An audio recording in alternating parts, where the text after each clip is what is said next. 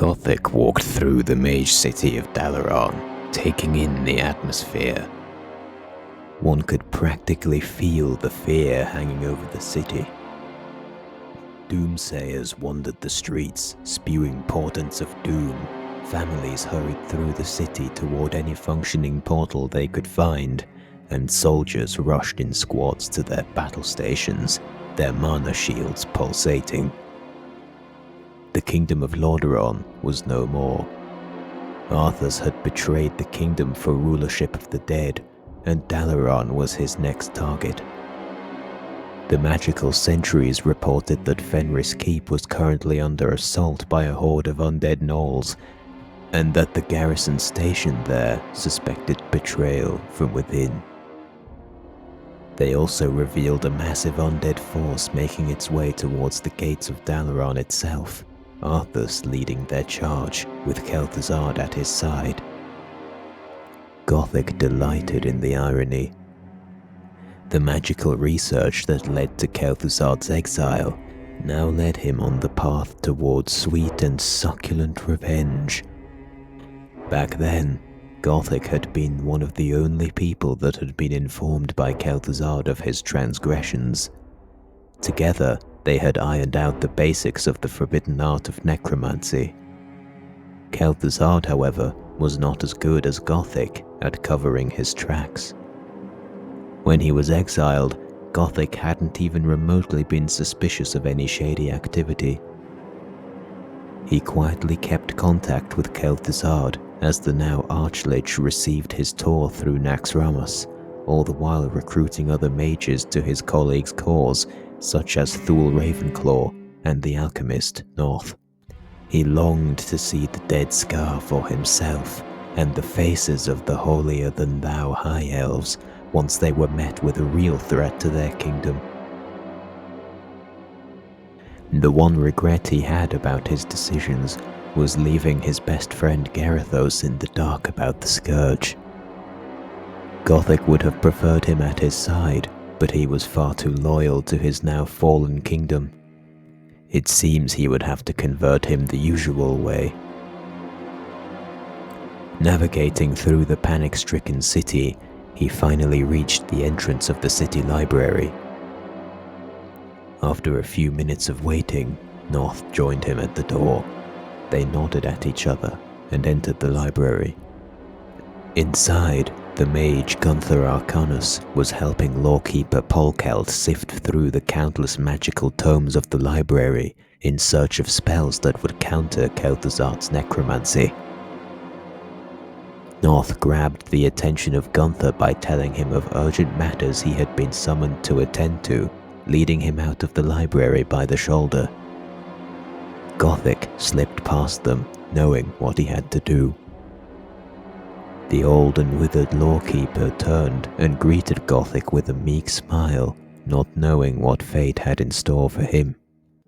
The wise old man possessed within his mind far too many spells that could endanger the march of the Scourge.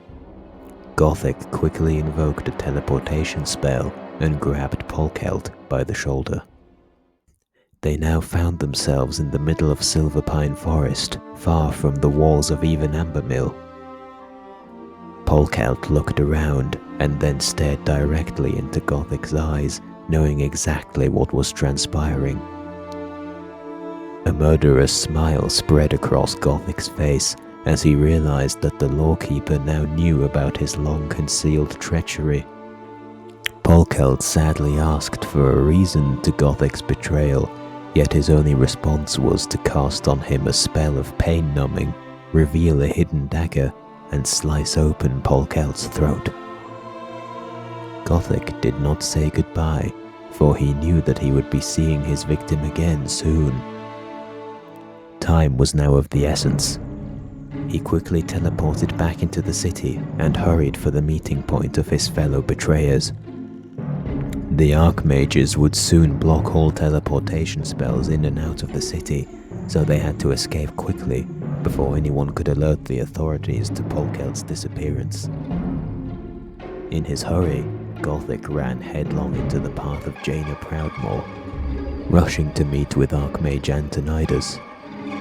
Her charge sent him flying to the ground, hitting his hip hard on the cobbled street.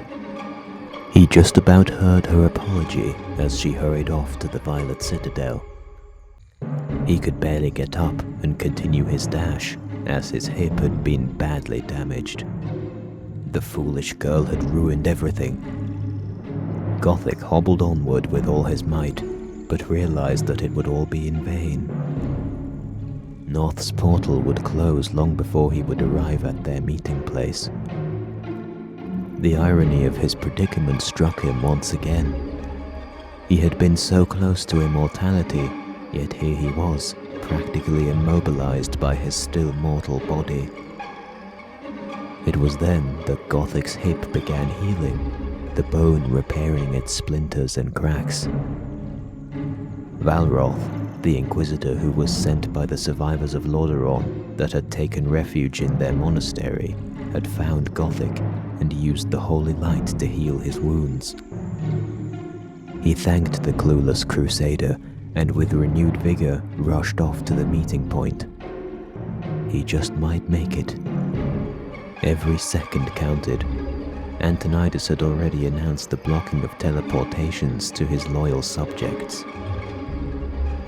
He rounded the corner of an alleyway to see Noth just about to head through his portal together with a man named Maldazar. He summoned the last of his willpower and sprinted through the portal just as it collapsed. The traitors found themselves at the gate of the city, staring down the unending tide of undead, with Arthas and Kel'Thuzad at his side, ready to raze Dalaran to the ground. Gothic did not have long to marvel at the scene before him, however, because the rush to escape the city had given him a heart attack. As he convulsed and spasmed on the ground and the light faded from his vision, he was completely calm nonetheless, for he knew that death was trivial for a member of the Scourge. It wasn't long before he stood again, ready to serve his master forevermore. Kel'Thuzad floated over to Gothic and congratulated him on his successful assassination. In his peripheral, Gothic could see Polkelt's rotting body standing amongst the unliving soldiers. The Archlich then asked if Gothic had completed his other mission. Gothic had to stop himself from groaning and rolling his eyes as he produced a leather bag from his robes.